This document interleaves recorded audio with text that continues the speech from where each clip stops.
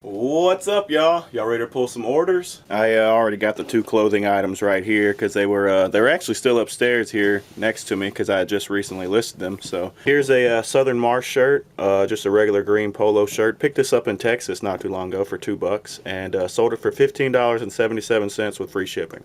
And then here are some Levi's jeans, women's Levi's jeans. Picked these up at the thrift. Not sure how much I paid for them. Probably about $3.45, something like that. And sold these took a best offer of $18 with free shipping. We also sold the Justin boots. I'm sure some of you remember these from the trip to the thrift not too long ago. Picked these up at Rolling Hills for $4. Got them looking nice, got them shined up, threw a little polish on them and stuff, and sold these on eBay for $35 with free shipping. And then another pair of shoes are these Dr. Scholl shoes right here. Yeah, this is them. Really nice single strap Dr. Scholl shoes. Picked these up at the Goodwill, I think, for $4, or maybe I got them at Rolling Hills. I'm not sure. I either paid $3 or $4 for them, and we sold them on eBay for $22. That's with free shipping as well, so still made plenty of profit though. And then the next thing I got are some of those air purifier air filters. I actually sold some, so let me go downstairs and pick those up, and we'll take a look at them. Here they are right here. Went ahead and grabbed them downstairs. Yeah, picked these up at the thrift store not too long ago. I don't think I had it in a video. I went to a thrift store that's like a little bit out of town. I was just happened to be over there in the area, and I didn't have my camera with me, so I popped in there, and I actually got I think 12 of these. Yeah, 12 of these, except for only 2 of them were still in their original packaging. That's this box that's around it. Did I say 2 or 4? 2 of them that were in the yellow packaging, and then there were another 2 that were in the box packaging, but they're a different color, like a green color. And then there were 8 of them that were still sealed inside here. The filters are actually sealed in plastic. So they were still sealed, but they did not have the box that comes with them. And they all had the model number on them. They were all the same model number. So I looked up comps, and they were selling for pretty good money. I listed these 2 together because the packaging is the same, and 2 packs on eBay does seem to be the way to go on these replacement filters. People like buying them in lots of 2. There's only 1 filter in each box. So I stuck these 2 together, had it listed for $39.77. Because that's what other ones were selling for, around $40. And somebody sent me a best offer of $30, so I went ahead and took it. And I already did went on the seller profit calculator earlier to see how much profit we made, and it's like $15.86 on these 2 things. Because I paid 55 cents a piece for each filter. I don't know if I mentioned that. Pretty sure I didn't. And then there's a hat that I sold over here. Let me see if I can find it. Yeah, it's all the way at the bottom. It's this Dale Jr. hat. Picked this up at the Goodwill for, I think, $1, $1.50, something like that. But went ahead and let it go for $10 on eBay. And after shipping and fees, we still made about $4.20 in profit. So pretty good flip on hats. I don't pick hats up too often, only if they're like in really good condition. Like this one's brand new with the tag. So went ahead and grabbed it, and turned out to be a good flip. So yeah, just a few items going out this morning. I'm going to get these things shipped up, and then later on, I actually got some questions to answer from you viewers that have been leaving some questions in the comments. So I'll get to those in a minute, and just to let y'all know, if anybody's watching and you ever have any eBay questions, let me know down in the comments, and I'll put it in a video or something and try to answer it more in depth. Alright, so let's take a look at some questions really quick. This question comes from Rich Young. He asked, how long does it usually take for you to sell an item? Do you usually end up selling multiple items a day? So we got 2 questions here. You know, first off, I can only speak from my own experience. And most of the stuff that I sell is clothing and electronics.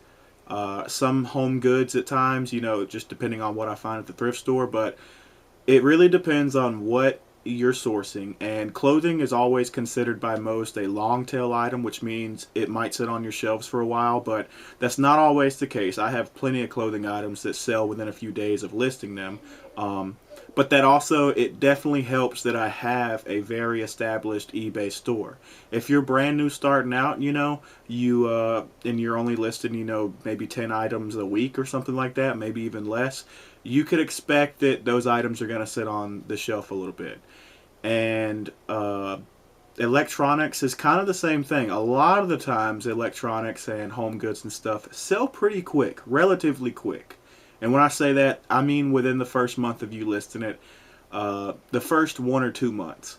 And then anything, a lot of times too, anything that's electronic or something, if it hasn't sold within that time, you can either run a sale or drop the price a little bit. Maybe you've got some watchers that you can send a best offer to, and usually get it off the shelves. And like I said, that's really all I can speak for. Home Goods does pretty well. I've listed some air purifier filters a few weeks ago, and just sold some today. One way that you can tell if something sells very quick is by looking at the eBay comps.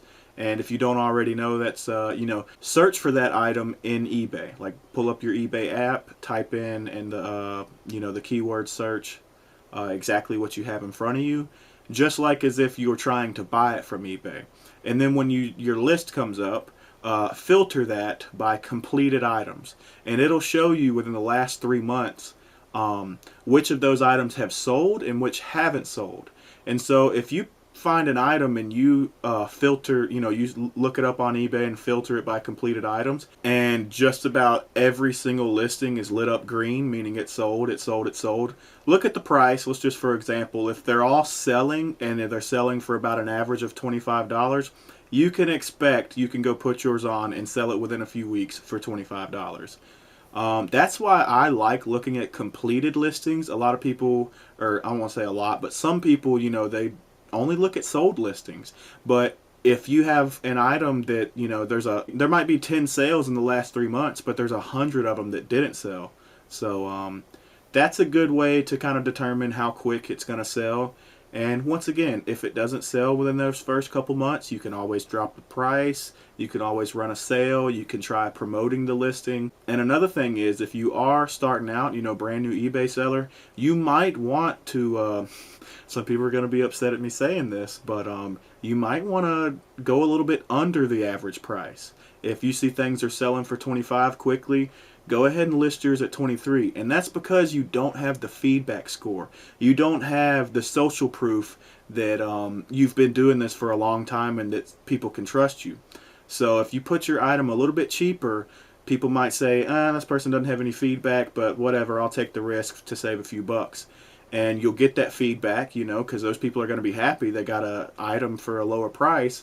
And that's a good way to slowly build up your feedback score. But like I said, a lot of other resellers is going to be mad at me for saying that, because you could potentially be driving down the price of an item, bringing down the market of an item. So to me, if it's a one-off, if you only have one Wrangler pant you're listing and you go a little bit lower than everybody else, that's okay to me. But if you go out and, retail arbitrage 100 items, everyone's selling them for $50 and you price yours at $30, that's gonna really mess with the market, because you have a huge quantity of them that you've way undercut everyone else's price. So just keep that in mind. And then to the other side of the question, do you usually end up selling multiple items a day? I do, because I've got my inventory up to almost 1,000 items in my store. And I believe it was Daily Refinement, Chris over at Daily Refinement. If you guys don't know his channel, definitely go check it out. I've learned a lot from him in the past. I believe it's him the first time I ever heard the concept that you can expect to sell at least 10% of your inventory a day. So for example, if you have 1,000 items, you can expect to sell 10 items a day. But at the same, from my own experience and from how everybody knows how eBay works, eBay rewards people that are listing new items every day. So that doesn't mean you can get to 1,000 items and then just stop right there and for, weeks on end you're going to sell 10 items a day. You have to, if you're selling 10 items today, you better be listing 10 items today too if you want to keep that going. That's the best answer I can give, really. If I'm assuming, based on your question, you probably haven't sold on eBay yet. When you're starting out, just have patience. When I first went out to the yard sales, I picked up like 7 items or so, listed them, and I had my first sale within 4 days. And it was a really good sale. I paid $1 for like a Power Wheels battery and sold it for $40. So that's when I got hooked too. After that, I was like, okay, this is something real. Let me go do more of this. But and then I just focused on quantity. If you're starting out, don't focus on the what you're making at the end of the day. Just have faith and have patience, and just keep grinding and listing. The more you list, the more consistent you get with your listings, eBay will start to pay you off. And so, you know, take the time to perfect your listings as well. Really do research on SEO, that's search engine optimization. I have a whole like 4-part series I made a while back on that. Check that out in the playlist if you want to. But it breaks down how to title stuff, how to put stuff in your description. I think I talked about that a little bit. How to take your pictures, and then other tactics like promoted listings and certain stuff I talked about a second ago. So I would say focus on that. Focus on making as much as a professional listing as you can. But that doesn't mean, you know, you need big bright lights and you need a real fancy camera. Most people use their cell phone cameras. And if it's nice, bright, and sunny outside, and you have like some clean concrete or a brick background, or just some wood flooring or something. I know so many people that just take their photos on the floor with a window, you know, right next to them and the sun shining in, and they come out great pictures. So just find out what works best for you at, you know, with what you've got. And that's another good tip too. Work with what you've got until you've maxed out what you know about that stuff before you try to move on to some big lights or anything like that, you know. So yeah, we got a little bit pretty deep on that. I hope that helps to answer your questions. I think I answered way more questions than what you were asking, but hey, let's move on to the next one. This next question comes from Art Vandalay 219. He asked, do you usually offer free shipping on all your items? Most of the time, yes. And the reason is because I used to do kind of 50-50. And the reason I did is just my own experiment. I wanted to see which ones would sell better. I would literally, depending on how I felt that day, I might add shipping to some items and I might not. And after, you know, a few months of listing like that, I went back and looked at my sales, and I noticed, I mean, almost like 80% of my sales were from the ones with free shipping. And that's not because I wasn't pricing my stuff right or anything like that. I am very keen on competitive prices, but I don't know. To me, that was, you know, that was convincing enough. I said, you know what, well, then I'm just going to do free shipping on all my stuff. And I typically do, definitely my clothing, I always do free shipping, and the shoes and stuff like that. On super heavy items, big electronics and stuff, sometimes I'll add shipping, and sometimes I'll also add shipping when I'm doing auctions. And a lot of times when I do auctions, I'll even put the cost of the item in with the shipping. So just in case, so usually, like for example, I might, you know, have an item that I think the shipping's going to be around $20, and I paid $5 for it. So I might start the auction at 99 cents with plus $25 shipping. That way, just in case it ends at 99 cents, I still cover my costs and I don't lose any money, but you ain't making no money on that either. But I don't think I've ever had that happen. Anytime I start any auctions I've had, I don't think I've ever really lost on them. But I know everybody's got their own way. You know, there's people like Garage Flips, Lonnie. I'm pretty sure he does shipping on everything, and he sells a crap ton. So, and I know there's plenty of people like that they do shipping on everything, and they have great sales. So, I think it's just a personal preference, you know, for what you like. And to me, I do like doing free shipping because the way I always look at stuff, even when I'm looking at comps, if I see a price and they have plus shipping, I just add those numbers together and I go, okay, what I can expect for this item is, you know, if it's 50 plus 25 shipping, I can expect $75 for that item. Because at the end of the day, that's what the buyer's paying, you know. Whether you, however you dress it up, at the end of the day, the cost always ends up to be the same. So the only case that having added shipping benefits anyone is that if you have multiple items and you have, you know, plus shipping on them, and someone buys multiple items, one person buys multiple items, you'll most likely save money on that shipping. And they might ask you, hey, since I bought multiple items, do you mind cutting me a deal on shipping? And you can, once they buy those items, you can add those items together, get what the shipping cost is going to be, and send them a new invoice on eBay before they pay. So that is a nice option there, and I have actually done that before in the past. But for me personally, I actually talked about this in a recent video. You know, if I'm offering free shipping and with best offer, and someone starts sending me offers one person for multiple items, then I consider that it's going to be cheaper for me to ship, so I'm a lot more reluctant to take a lower offer than I normally would if they were buying just one item. So either way, people are getting a discount when they buy multiple items, whether you have free shipping or not, at least on my end of things. So hope that answers your question, and let's see if there's another one on here. So here's another question. Well, it's not really a question, just a response to my boy Wubney. Shout out to Dylan if anybody's into any gaming channels. Definitely go check out Wubney's channel. He's pretty cool. Young kid that's hit me up a long time ago. Had some questions for me personally about eBay and stuff, and I helped him out, and he's been grinding. Been making some eBay sales. We talk back and forth on Twitter sometimes, and yeah, really glad to help you out. And he left a comment. It says, "I'm very excited to start selling clothes. I'm very worried of them not fitting and me getting a lot of returns on my account because I've been told that's bad." So I just wanted to make a response, and I did comment to him already and let him know. But to be honest, if someone makes if you sell clothes, why am I stuttering so much? If you sell clothes to someone and they return it because it doesn't fit, that does not count against you.